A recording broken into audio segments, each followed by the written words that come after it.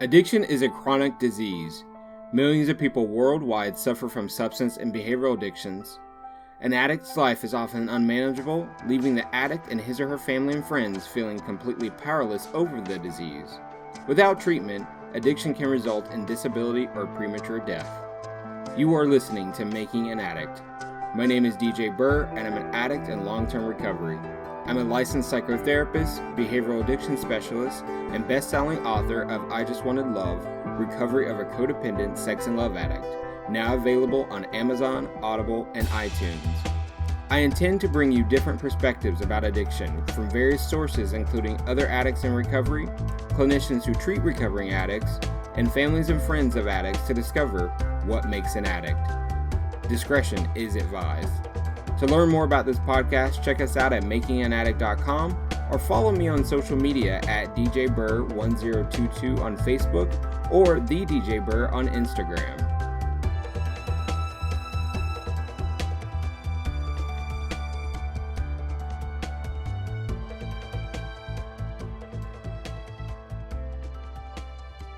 Good morning and welcome to another edition of Making an Addict. I am here with my good friend Christy Alexander, who's also a therapist. Welcome, Christy.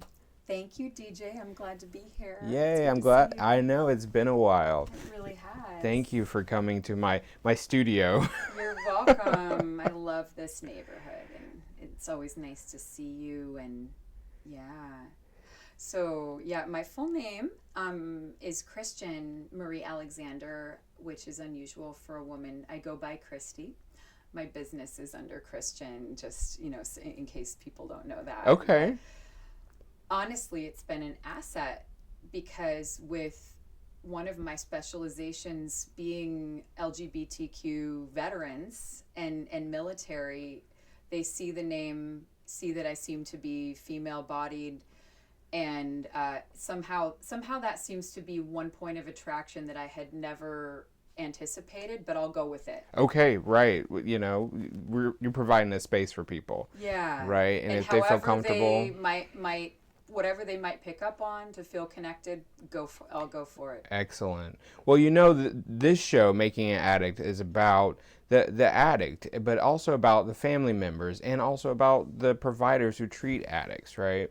And so I know that you do this work as well, and you work with recovering addicts. Can you tell us about your experience as a therapist working with recovering addicts?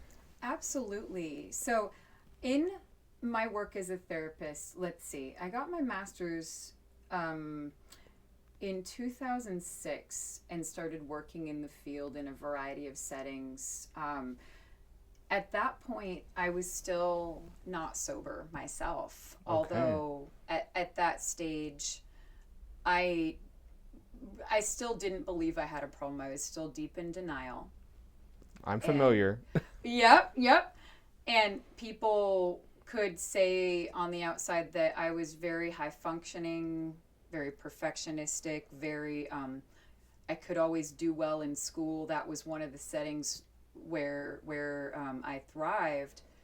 It was real life or life outside of school where things started to fall apart. Just the day-to-day, paying bills, going to a job every day. And my very first job was children's long-term inpatient psychiatric treatment. So it was like going from the frying pan into the fire. Oof. So what I would say is this: I'm not a CDP. I'm an LMHC, licensed mental health counselor, but my own experience in recovery and different training has made me somebody who, although I don't officially treat substance abuse issues, I'm very well informed. And as a trauma specialist, I really, my passion is helping people with trauma start to find meaning in life again and heal the soul wounds. I consider them deep wounds to the soul is one way to think about it. Mm-hmm. To the self is another way to think about it, and start to feel whole again. And addiction is a huge part of that. It was for me. It is for me. And so I'm able to have that depth of experience, even if I'm not talking about my experience with clients necessarily, to understand it makes sense. It makes sense that you used. It makes sense that that's what you did to survive and get through. Now let's see if we could do something else. Right. And how long do you think it takes for, like, so let's say your average client to really understand their trauma history before you can start targeting the addiction? That's a great question. And I would say it varies. Some people come to me having already done some kind of personal work. Some people come to me not even knowing what PTSD is, not really understanding trauma, just knowing maybe a spouse. Especially, I do a lot of work with active military and veterans. And then I have another subgroup that's like teenagers that everybody else has given up on. I tend to get them, and I love them.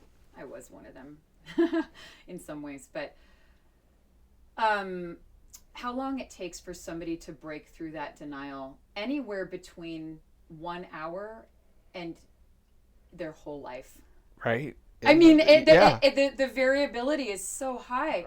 But I think, honestly, if I'm not able to get some real traction with the person just on sort of breaking through the denial, within 3 or 4 sessions, I start to talk about, motivational interviewing, helping elicit that client's own argument for change. I start to talk to them about things like inpatient, especially if their behavior is dangerous. Yeah. And sometimes I talk about it earlier, but I'm always kind of triaging, and the assessment process never ends. You're always integrating more information. It never ends.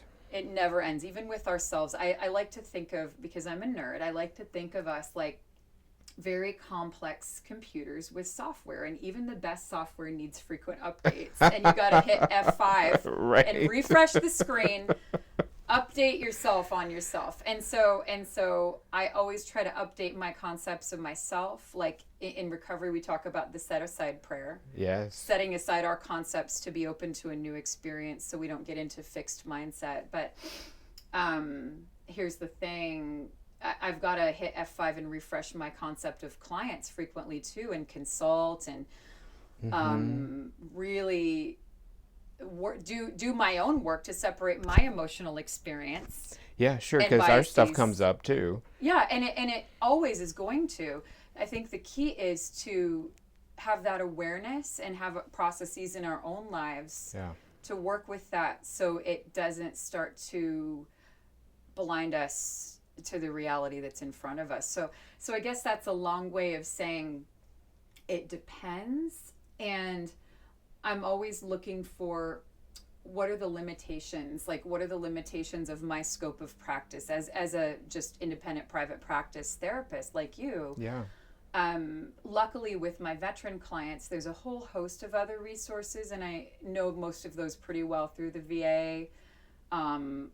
My contracts to serve veterans are through the state VA, not federal Washington Department of Veterans Affairs, but there's also King County Veterans Levy funds a lot of therapist services. Mine are funded by an RCW. It was put in place quite a while ago to make sure that veterans had counseling, and Washington is quite progressive in that area, because as we know, with war trauma, addiction and war trauma go hand in hand, just like with any other kind of trauma, because it wouldn't be PTSD without that escape and avoidance component.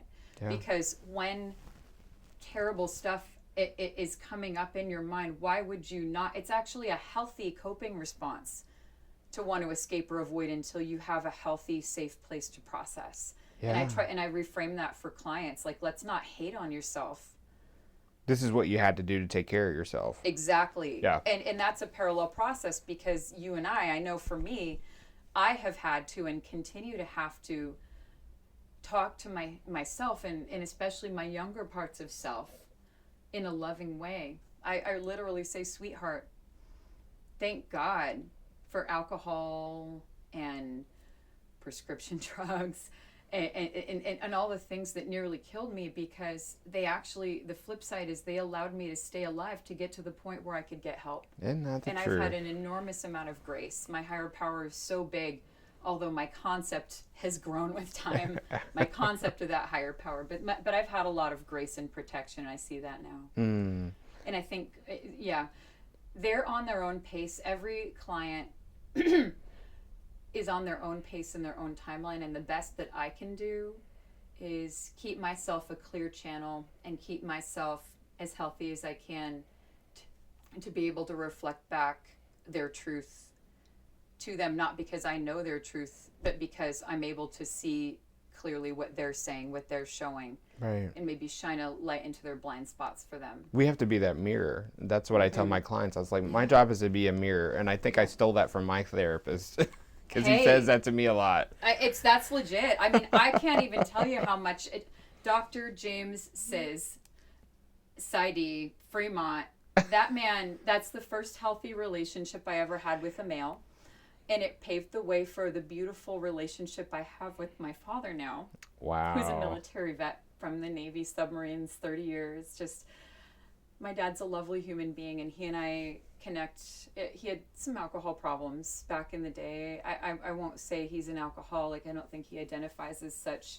And really, he's doing pretty okay now. But finding that therapist when I was 22 was also a dose of grace, and I've seen him on and off since then. I live a little too far away. I live in Bellevue. He's in Fremont. And I see a woman now, and that's just right for me now. But through that relationship, I mean, I have to say, I even modeled the look of my office after him and my business card. He's got that style. He's an East Coast styling man. You know, I always related to that. And someone who grew up back east, so. Right. But sometimes it is our therapist who provides that new framework for what a healthy relationship looks like. I would say mine did the same. You know, I've worked with mine for 5 years, and he's the one who said, you need to go to a meeting. Wow. And I said, I don't want to fucking go to a meeting. I said that every week, right? And sometimes would leave his office and go act out. Yeah. And I had to start, right, because he was we were bringing up all this trauma, right, that I was not even prepared to deal with, right? I didn't even have any real insight into it.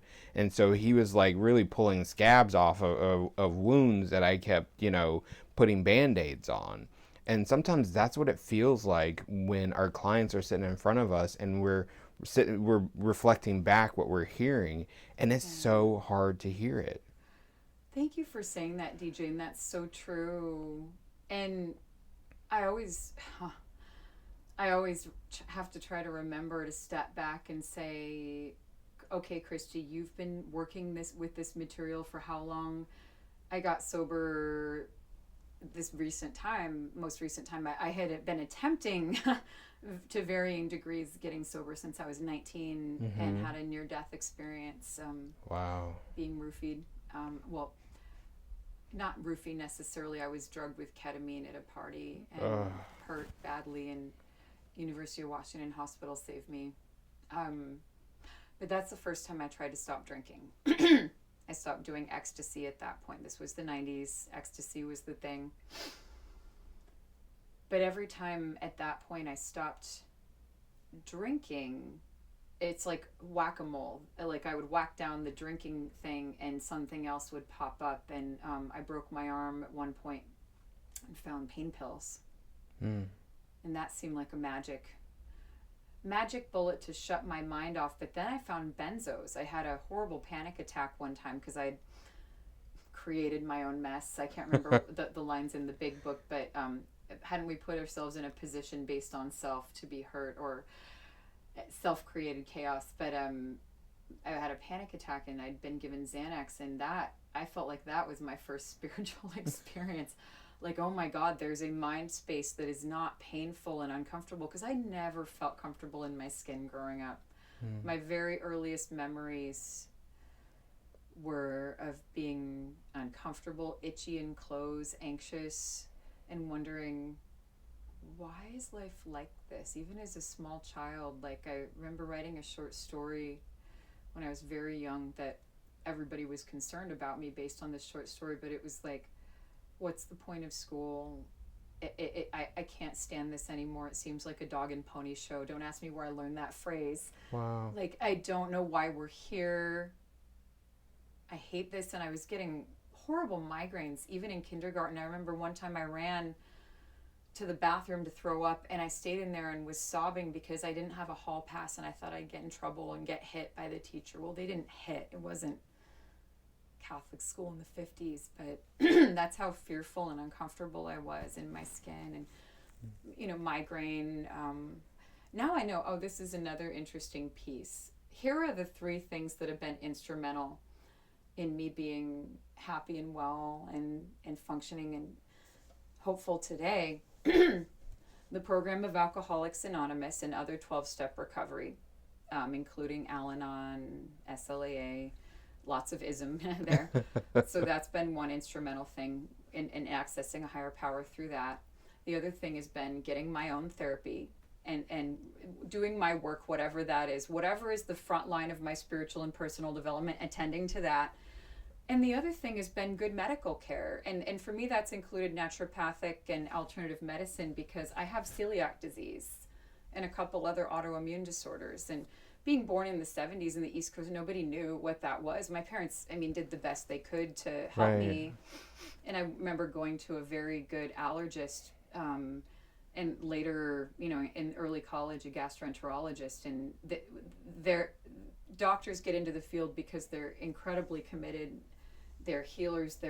I love doctors and nurses, and everybody in the medical field's amazing. In my book, some are a better fit than others, but they didn't have the tools to diagnose what was happening with me at the time. And so what I internalized and got messages from others is, you're too sensitive, you're crazy, you're a sensitive snowflake, you have a nervous temperament, you're anxious, harsh. You need to get control of yourself. You're too emotional. You're doing this to yourself. This is your fault. You're to blame. I have heard that so much. Fuck that noise. Right. No, Sorry, absolutely. I can't really say it any other way, but F that noise.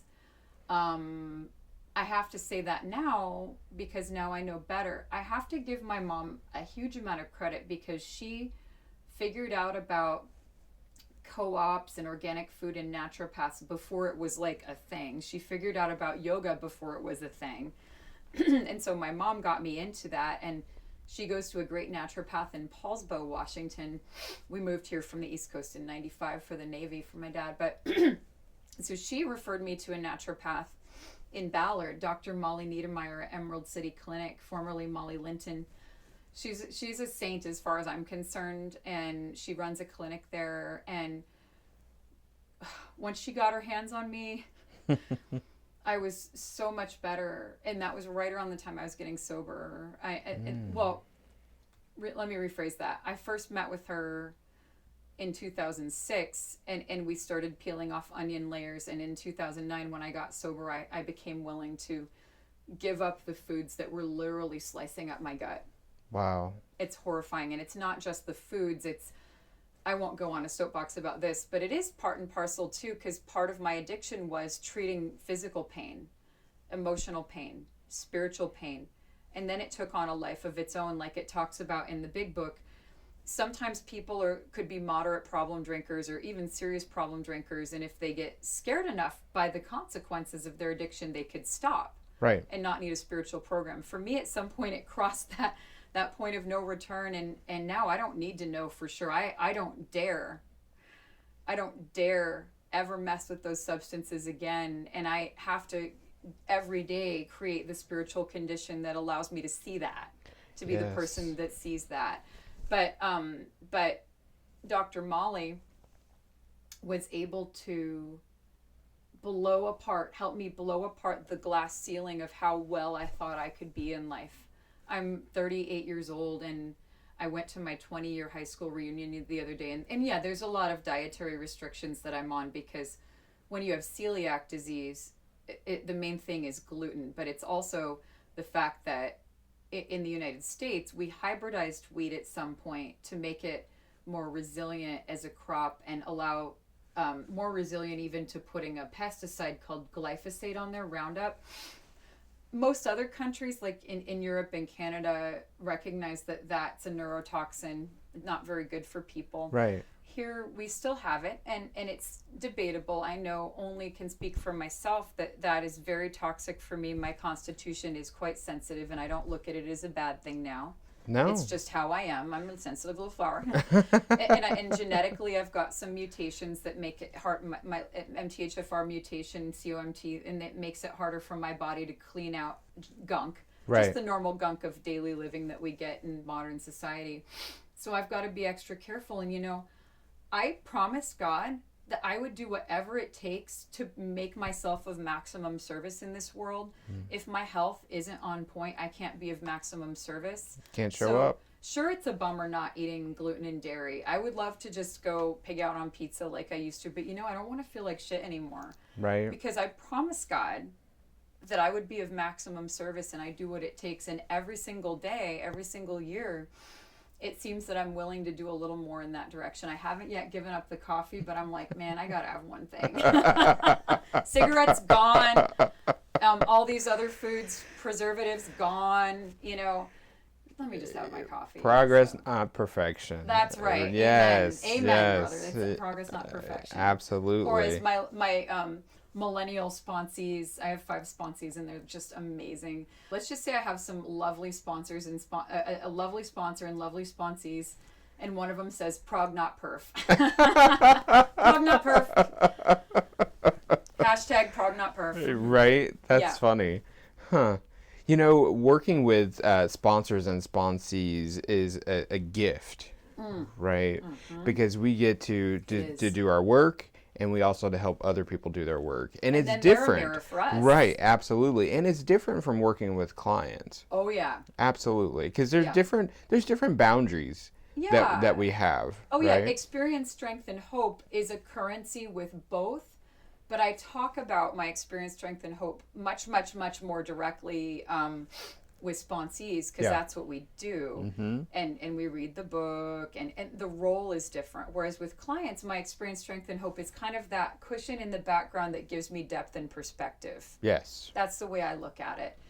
But it's 2 different roles, but I don't really have trouble separating the 2. Maybe I used to at first, but that was because I needed Al-Anon and boundaries, to be honest. How do your clients know a bit about your recovery journey? Some do, and I always check in with my higher power. I was taught by fabulous professors at Western and elsewhere that a certain amount of self-disclosure used judiciously for the client's benefit can be very powerful, and I've found that to be true. Yes. I just really check in about that, but I do sometimes, and most clients know a few things. In fact, I've had to be more clear recently, and I consulted with a mentor about this.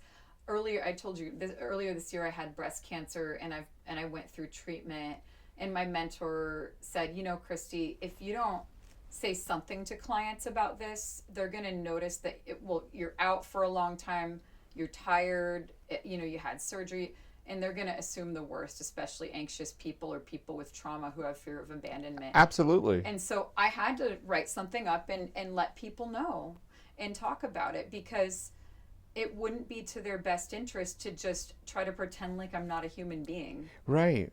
Absolutely. So I have to model that appropriate boundary and self-disclosure. What do you think about that? I absolutely support that. It just came up for me. Some people have different opinions, but okay, it just came up. It just came up for me in my own therapy, where my therapist kept rescheduling. And in 5 years, that was not the case. And I was like, something's up? And because I was in crisis. And so my dog died recently.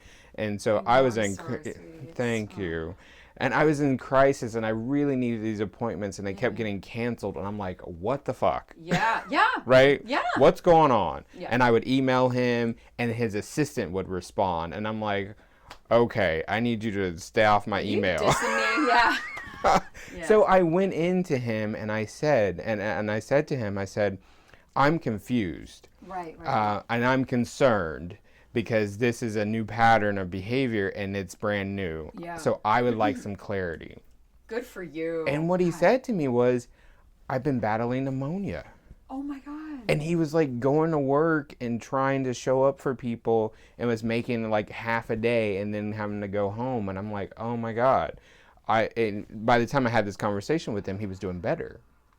right? But, I knew something was up. We know. Yeah, we know. Because you know what? My abandonment shit was coming up. DJ, thank you for telling me this, because this just validates everything that I struggled with about telling clients this, because you'll have people and friends who say, oh no, they're in to me, what I think is the old model. Like, the therapist should be like this weird blank slate. I'm sorry. I just, and that story really helps me to see, if I were in their shoes, I would want to know enough information so that I know what's happening. Right. And he is that blank slate, he's a psychologist, and he's old school. And I said, thank you for the disclosure. I know that this was personal and I appreciate it. He says, well, you asked for clarity. So I thought I needed to provide that. And good for you. And the fact that you were able to do this respectful self-advocacy and communication speaks to the work that you've done. And it was hard. I'm sure it was. I mean, I'm sure, I can only imagine, because that stuff is hard for me. Like, oh my God, honestly, cancer has been a gift, because the silver lining is I had a moment with my mom, and I love my mom. She's done a lot of her work, but we had quite the relationship, and we've also helped each other grow.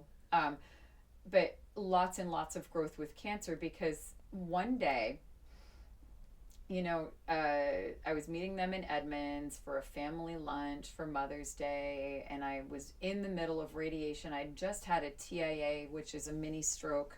Oh God! Don't recommend it. It was a response to this chemo drug, tamoxifen, an estrogen blocker. I've always had weird paradoxical responses to medicines, and now I know it's the gene mutations and stuff. There's a lot of literature about it coming out, and naturopaths have known for 20 years, and it's finally filtering into mainstream medicine. But anyway, so I had the instinct that tamoxifen wasn't a good medicine for me, but I was scared, and Seattle Cancer Care Alliance is fabulous, and they were just doing the standard treatment. But I had a 4-day migraine where I lost a chunk of time, and then my executive functioning was bad, my emotion regulation. And I mean, I am an expert in assessing and working with traumatic brain injury, which I've had a couple of those, hard knock life, Mm-hmm. And I was like, something's wrong with me. And I took myself in and got a neurologist and, referral, and sure enough, TIA. So that said, I was very fragile emotionally at that stage, and I was tired, and driving was hard for me. Driving from Bellevue to Edmonds was hard, and so I had parked, and I just was out of the car walking, and I walked right by the restaurant where they were. Well, I haven't been to Edmonds in years. My mom and dad go there all the time because there's a ferry, and my sister's more north. But so she comes out of the restaurant, and she's like, "Okay, Space Cadet, we're over here." And she just, my whole life has like, I was diagnosed with ADD in college, but as a kid, it was all of this stuff like, how can you be so smart and so stupid at the same time? Or you have no common sense, you're so drifty, which I could smack her if she ever says that to me again, or like, you're so spacey, or you don't care, you're not motivated. And it was all the stuff that became my self-talk. And so at that moment, I was able to say, Mom, I need you to be really nice to me. I have cancer. And I started crying. And she was like, oh my God, you're right. I'm so sorry. But see, that was my codependent, is I experienced her as more emotionally fragile than myself when I was small. And she was depressed and anxious, and a young Navy wife, moved across the country with no one. And then my dad's out to sea. I mean, they both grew up baby boomer, like with the whole scarcity narrative of the Great Depression in their parents, and fear and scarcity, and there's never enough money. I mean, all that shit, right? Generational trauma and things. So they had their baggage, but here's the deal. That's who they were 35 years ago. They have done their work. Mm-hmm. And so I realized at a certain point in Al-Anon that I was not responding to my parents as they are today, and they do have their foibles just like anyone. I was responding to them like they were 35 years ago. I hadn't updated that software. That was humbling to see my part. Yes. I was still acting like they can't handle the truth about me. Better not share my truth with anyone, because then you've got your problem and their reaction. Right. But I had to start standing up for myself with literally the language of a toddler. I don't like that. Mom, I need you to be nice to me. And sometimes I have people do that. Like, say it in baby feelings, say it in child feelings, because sometimes that's what comes up is you can't have this big, well, Mom, you know, right now I'm experiencing this trouble with executive functioning. Like, sure, that can come later, but I needed to say, I don't like that. That's not nice. And she was able to switch it up. But we got to teach people how to treat us. We've got to say what we need. Yes. They're not going to read our mind. They've got their shit, you know. Right. And most of us didn't have a childhood. Yeah. Right? They certainly didn't. Yeah. Right. And most of our parents didn't either. Yeah. Hurt people hurt people. Isn't that something? You know, and here's what I say to clients. I can't remember where I heard this. It might have been a Buddhist thing, but there's a lot of unskillful living out there. It doesn't mean people are bad or out to get you. And the other one is never attribute to malice what's better explained by ignorance. Oh, okay. Yeah, that makes sense. And it doesn't mean across the board ignorance, but ignorance of how to be. There's a lot of unskillful living when it comes to dealing with feelings in this country. Just look at the very top, Commander-in-Chief. There's some unskillful living going on there, and he's got some skills in other areas. I'll give him credit for that. Sure, but I believe that he's probably another suffering person. Yes. Yeah, same. Yeah. It doesn't look like he's physically healthy either, and now I can pick up on that. He's got a lot of redness and swelling in his face. He probably has food allergies. Maybe even autoimmune, but that's just my opinion. Right, we have our opinions. Yep. And I just bless him and put him in God's hands, because guess what? I love Brene Brown and I love Byron Katie. Okay. And I get them mixed up because they're both interesting names that begin with a B. Right. But Byron Katie said there's my business, your business, and God's business. When I'm wrapped up around the axle about something, I got to stop and pray and say, whose business am I in? I got to just stay in my business. Yeah, you know? That's like when I say you got to stay on your side of the street. Yeah, stay in your lane. Yeah, Clean stay up in your lane. Side of the street. Right. And it's different words and metaphors for the same thing. And I like, you know, having, for the longest time I was living in Seattle on Capitol Hill and commuting to Federal Way. And that was actually a gift because of audible.com and audiobooks. I got so much reading done that way. Seriously, and I still do it like when I'm walking. Do you do Audible too? Yes, absolutely. And I have podcasts. a book on Audible. I have it. I have it, DJ. It's a big inspiration. Actually, DJ's book is a big inspiration for me because I think the most formative wounds in addiction for me was I misread my parents' unskillful living as I'm not worthy of love. Yeah. I'm not lovable. I'm not good enough. I have to perform or be pretty or be perfect or please. Or caretake. Or like jump through hoops to please men to be worthy, and that life is too hard and painful, so you just got to grab your pleasure wherever you can get it. That is so true, right? So true. It makes me sad now because it's so many years believing what my fears told me. You know, fear, false evidence appearing real. Yes, I absolutely know that. You're a kid and you see people behaving a certain way or not behaving a certain way, and you draw conclusions about that based on your, you know, limited human mind and limited child mind. Without a fully developed frontal cortex, you draw conclusions about that and you make decisions about how to live and how to behave. Yeah. And that's a lot of the currency I work with in therapy, or what were the early conclusions you drew about life, yourself, other people, and your parents, but mostly yourself, and God. Yeah. And what were the decisions you made about how to live or behave or relate based on that. And usually that's a pattern, like a rock skipping across water that reverberates throughout experience. Mm-hmm. What do you think of that? You relate to that? I do relate to that. I mean, I have lived most of my life in fear, right? Most of it in fear. And I'm glad that we're talking about this, because when we worked together at an agency, and that place brought up so much fear in me. Oh my God, I never talked about this really, but it brought up a lot of fear in me too. Really? What was yours about? So my fear was that I wasn't good enough. Yeah. That I didn't know what the hell I was doing. And no one was interested in helping me figure it out. Wow. Yeah. I totally relate to that. A lot of those came up for me, and I think it was, we were serving, this was a community agency, we were serving overall. Now, I worked for the veterans program there, so it was a little different demographic. It was less chronic mental illness, although there was some, because there's a lot of veterans. Actually, one of my areas of research and specialization, I'm working on a doctorate now or starting a program, so I'll tell you about that later. But one of the areas that I really want to work with is the difference between people who go into the military and may have some kind of trauma but had a pretty well childhood, versus people who, in the eloquent words of one of my fellow therapists, who, this guy is a veteran, my cake was already baked, Vietnam just put on the icing. Oh. As in complex trauma, early childhood stuff, attachment issues, and then throw into the military. Right. It's two different sets, and I see a lot of differences in those two subgroups and the outcomes. But anyway, what I felt working for Valley Cities was this big, awful hole of need.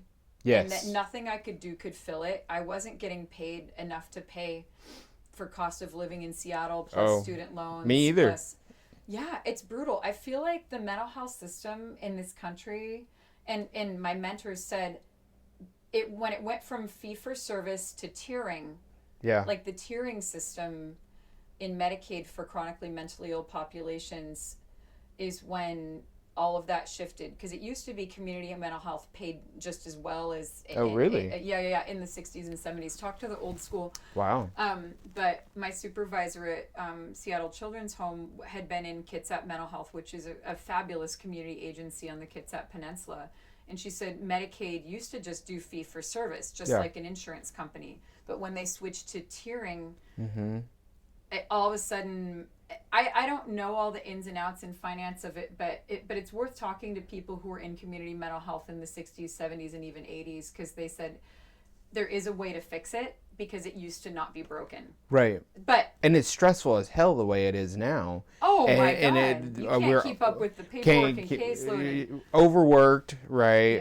Underpaid. The only time I ever got in trouble at a job, like ever, was when I was about to hit bottom and I was 3 months behind on paperwork at Sound Mental Health. And I was also sleeping through meetings because I was on so much benzo and pain pill and alcohol. I mean, I was like Whitney Houston. Like, I honestly probably came very, very close to dying exactly like Whitney Houston, and she was one of my childhood idols. I used to sing and perform. Like, I used to think I was going to be like a famous singer or dancer.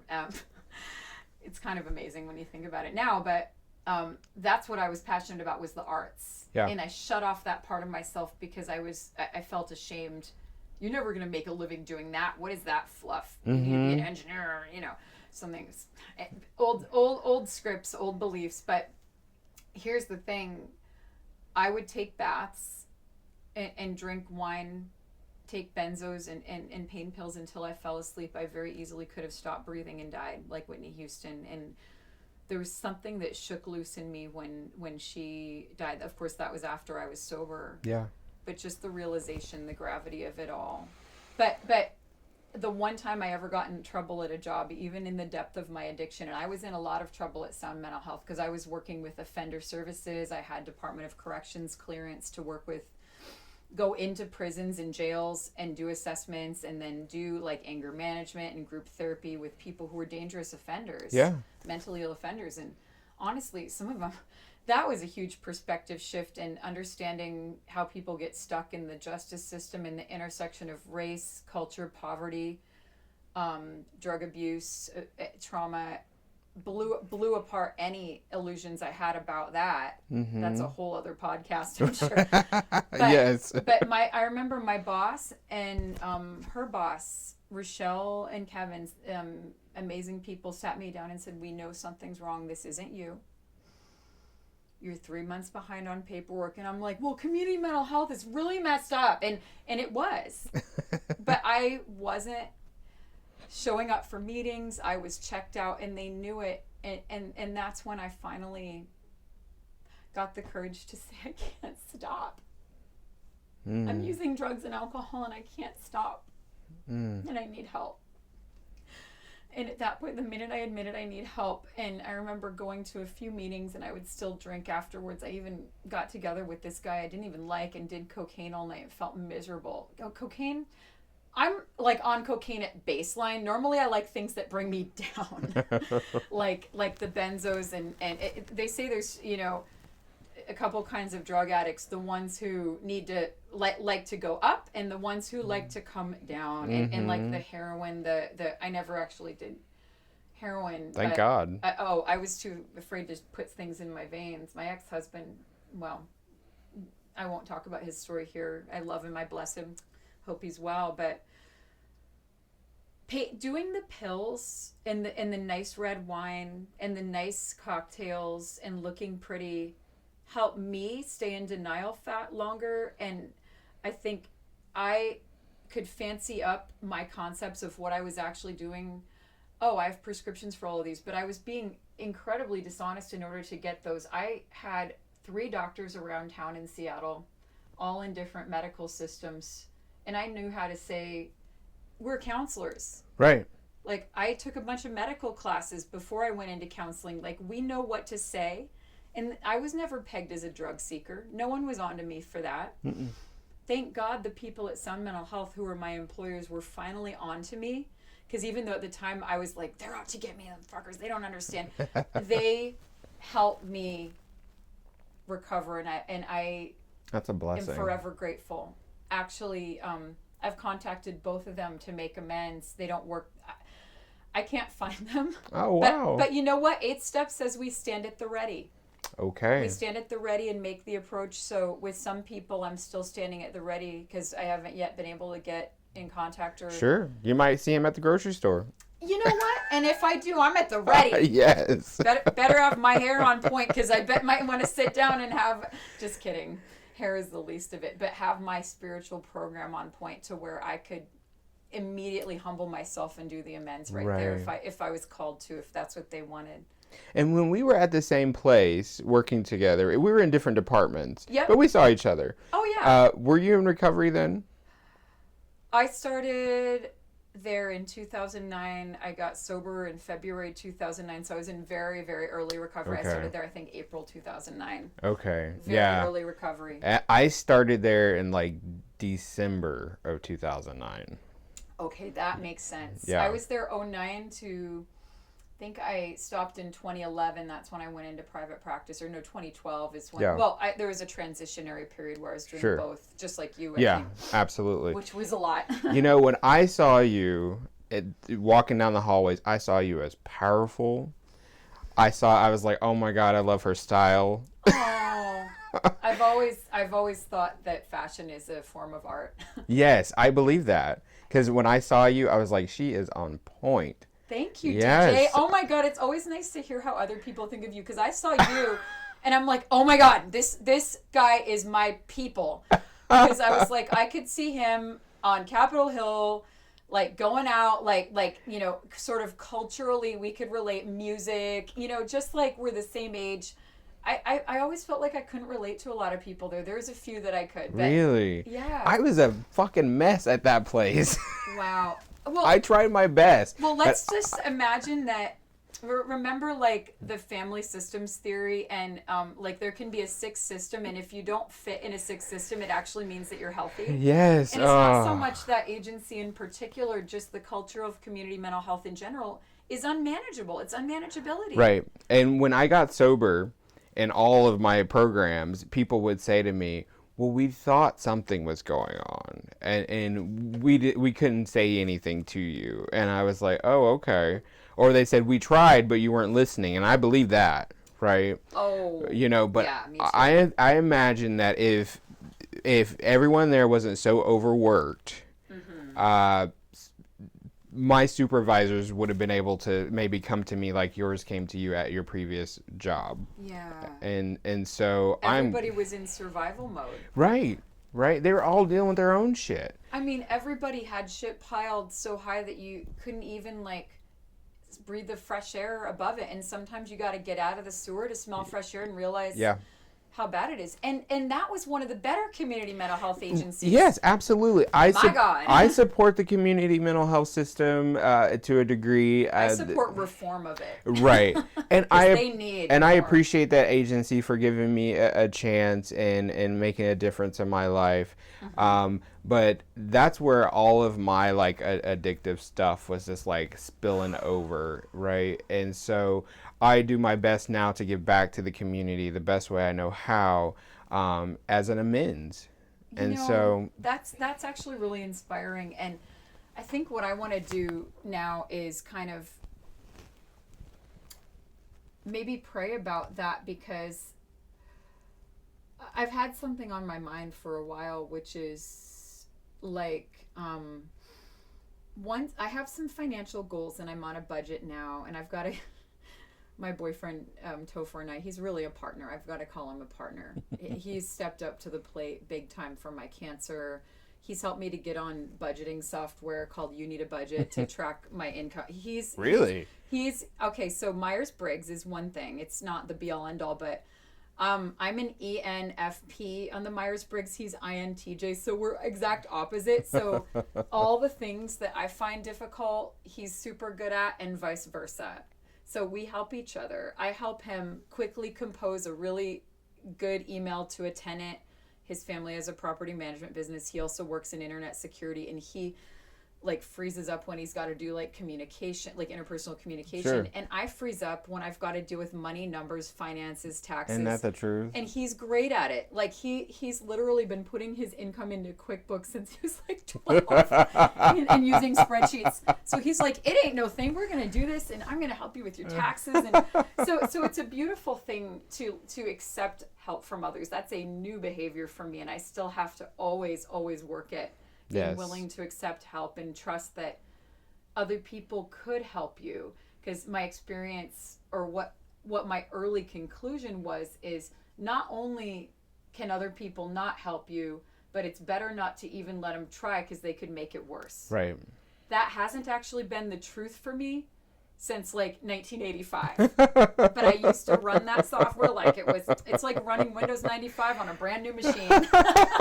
It's going to be buggy. Right. It's going to be buggy. There's going to be system crashes. So now what I tell myself, my new conclusion is, it's okay to speak your truth, and it's okay to try out trusting people. They will show you if they can be trusted in certain areas, and trust is not all or nothing.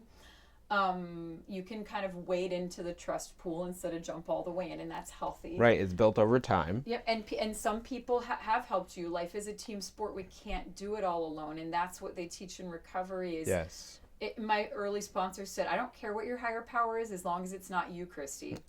Okay. I'm like, what can it be? but that's true. That's true. That and is now true. My higher power grows and expands. My concept of my higher power grows and expands every year. My higher power has always been infinitely big. Wow. But my concept of such hasn't always been.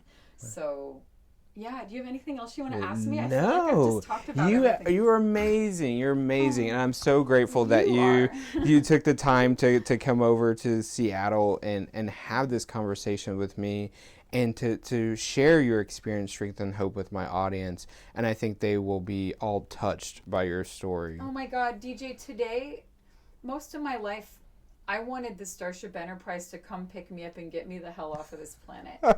I still think that would be cool.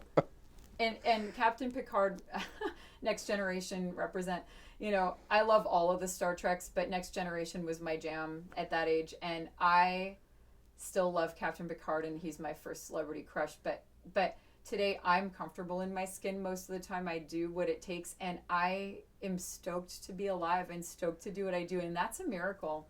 Yes. Because for most of my life, I had to get my joy and pleasure sort of in these below the belt ways. As this author I like, Caroline Meese, MYSS, she's worth looking up. She calls it below the belt, the first three chakras, kind of like the lower urges, it's kind of like I got my pleasure, the kind of pleasure I was getting in my addiction was like high fructose corn syrup, and now the kind of pleasure I'm getting is like the most nourishing whole foods and like super high quality dark chocolate. Like it really, it's not that cheap ass candy, you know. But that's what I was getting in my addiction. It kept me going, and like, oh, it's sugar, right. you know. But it wasn't sustaining. Yeah. And what I have now is sustaining. And I've got to say to anybody out there, where there is life, there is always hope. Nobody is too far gone for hope. Anybody can change people. There's a lot of dichotomizing literature out there now about, narcissists and, evil narcissists are hurting these good, kind empaths. Fuck that noise. We all have all of that in us. And Carl Jung talked about the collective unconscious and the shadow. We have to acknowledge our shadow or it will eat us alive. But here's the thing. We all have aspects of all of that in us. And there is nobody who's beyond hope if they sincerely want help. If they sincerely seek help and are willing to be honest, nobody is beyond hope. I really believe that now. Most of my life, this is sad to say, I was a staunch atheist because I didn't believe I was eligible for a relationship with a higher power. So it was easier to just say, well, that's just a bunch of propaganda. Yeah. I was afraid that I was too broken. I thought I was a sociopath. I really did. And I got some early messages. Well, nobody could really understand an 8-year-old who asks for an amethyst geode for Christmas. I was a little left of center. And people, and I knew things, and I knew things that were uncomfortable for the adults around me. But now I know I wasn't a sociopath. I might have had some of those behaviors at times, but it wasn't who I was at the core. I think at the core of every person on this planet, even a serial killer, is a beautiful soul. We're all unique. Yes, we are. And what we do in our behaviors in this lifetime could be very dangerous and hurtful, and I think there needs to be boundaries around that. Yes. And I think we can have ultimate compassion for ourselves and others and ultimate boundaries. I love it. Yeah. I love it. I love you. Oh, thank you so much for being here today. Thank you for having me. It's a blessing. Let's stay on the ready for the person who comes into our office who's still suffering and help them each day, one day at a time. Okay. Thank you. I can get behind that, DJ. That's beautiful. Thank you. All right. Have a wonderful day. You too. Thank you for joining the discussion today on Making an Addict. In closing, I want you to understand that there are various opinions about addiction and what makes someone an addict. The opinions expressed here on today's show are those of the person who made them. I suggest you take what you heard, process it, and decide for yourselves what you believe in. If you have feedback or want to tell your story on the show, let me know by emailing makinganaddict@gmail.com, or you can reach me on social media. Again, I'm on Facebook and Twitter at DJBurr1022 and The DJ Burr on Instagram. Lastly, thank you for giving me the opportunity to be of service. Recovery saved my life, and I will be forever grateful. I will keep giving back every opportunity I am given. Tune in next time to witness our ongoing discussion on Making an Addict. Making an Addict is produced by DJ Burr and the Recovery Legacy Network. Today's music features tracks by CDK. Learn more at makinganaddict.com.